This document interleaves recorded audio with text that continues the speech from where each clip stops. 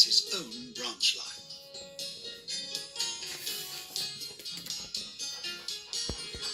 When Thomas first came to the big station, he was a cheeky little engine with no experience and not very many good manners. He liked to play tricks on the other engines, and sometimes he would rush to finish a job quickly and make a careless mistake. He thought that no engine worked as hard as he did. Thomas had a lot to learn before he could become a really useful engine. One day, Thomas was shunting coaches in the yard, but he didn't think pushing coaches around was a very important job. He decided to play a trick on Gordon instead.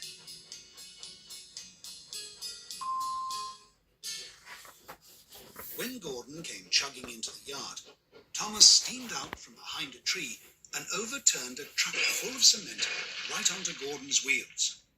Gordon was stuck. "Now I cannot pull the express," he grumbled. Thomas just laughed and laughed. Peep, peep, peep. But the joke did not seem quite so funny when Sir Topham Hatt came marching up with an angry look on his face. "Thomas, where are the coaches?" he demanded. "People all over Sodor will be upset if the express is late. Everyone expects this railway to be really reliable and right on time." Then Sir Topham Hatt hurried off to see if Henry could pull the express.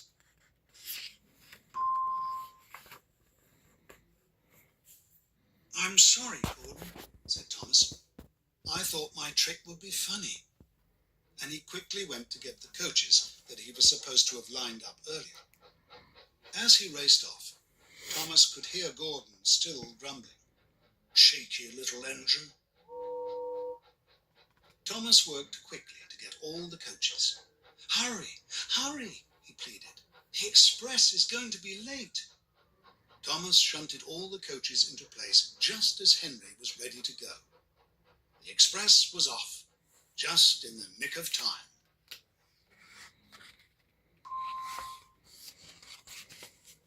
When all the commotion was over and Gordon was unstuck and cleaned, Thomas got a good talking to. Sir Topham Hatt said, "Really useful engines do not play tricks when they have work to do. Shunting coaches may not seem important, but it is. If the coaches are not lined up properly, the passengers cannot ride the railway.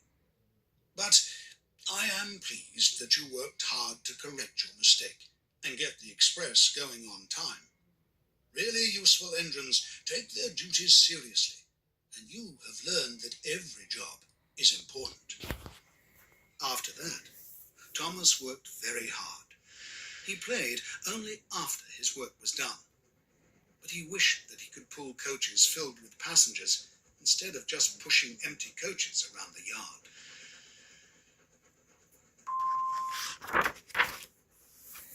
One morning, Thomas's wish was granted. Henry was too sick to pull his morning route, and Thomas was the only engine left in the station. "You'll have to pull Henry's train, Thomas," said Sir Topham Hatt. "We are counting on you. And no tricks." "Yes, sir." Thomas hurried away. He just knew he could do as good a job as any of the big engines.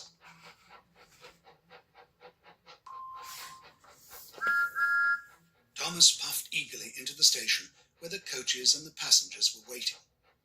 "Calm down, Thomas," said his driver. "Really useful engines are patient and careful with their work." But Thomas didn't pay him any mind. He quickly backed up to the coaches. Then, without waiting for the all-clear signal, he chugged out of the station.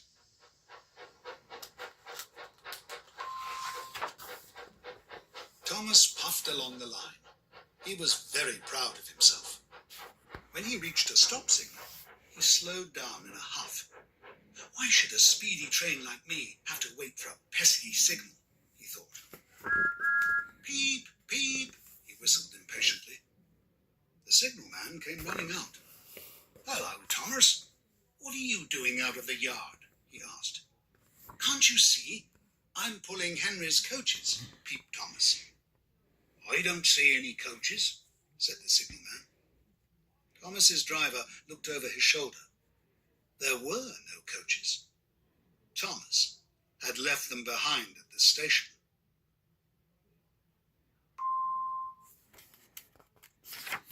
Thomas was so disappointed that he almost cried.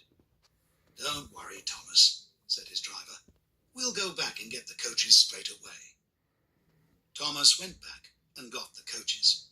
He waited until the coaches were properly hitched. Soon they were back on schedule. At each station, Thomas was very careful to let all the passengers on and off. "Thank you, Thomas," they said.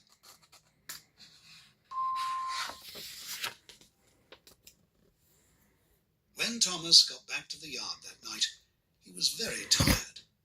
Pulling coaches was harder than he had thought. Sir Topham Hatt was waiting for him, trying not to smile.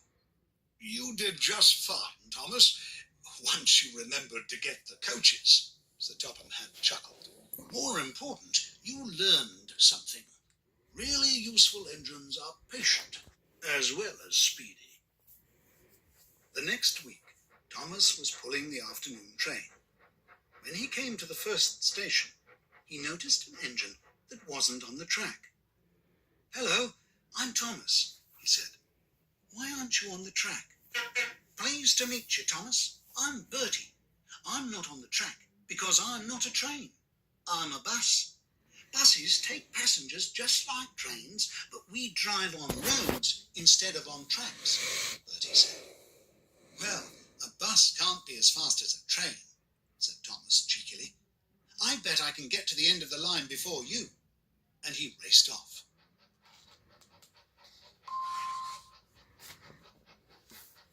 Thomas was trying so hard to beat Bertie that he forgot to stop at the stations to let the passengers off.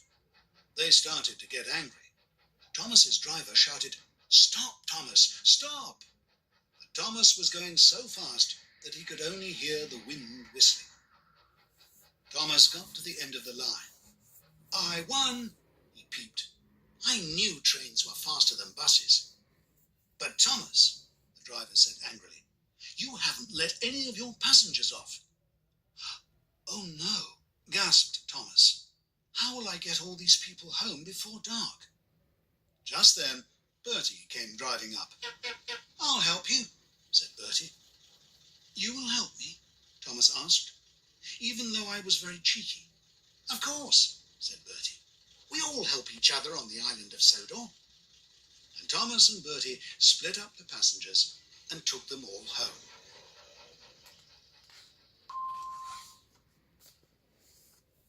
Once again, Thomas got a talking to from Sir Topham Hatt.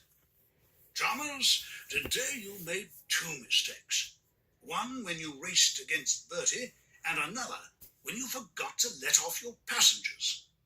But in the end, you and Bertie got all the passengers safely home. I hope you have learned that although trains and buses are different, it does not mean that one is better than the other. And things work out when you work together." Thomas was learning new lessons every day, and he really liked his new responsibilities. One day, he was pushing some troublesome trucks in the yard when he saw James going by much too fast.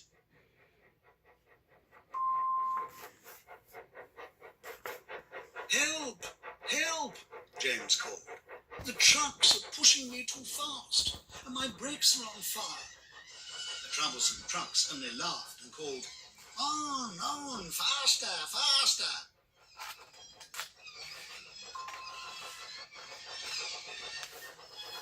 Thomas acted quickly. He hitched himself to the breakdown train and hurried down the line after James. When Thomas found James, he had run right off the line and was lying in a muddy ditch. Thomas helped to get James and all the trucks back onto the track. "Thank you, Thomas," said James. "You knew just what to do." When Thomas and James got back to the yard, Sir Topham Hatt was waiting for them. "Thomas, I am very proud of you. You were brave, cool-headed and helpful. You have grown quite a bit from the cheeky little engine you used to be. You have proven that you truly are a really useful engine. Because you have done such a good job, I have decided that you shall have your own branch line. Thomas couldn't believe it. He was so excited. Peep, peep, peep, he cried happily as he raced around the yard.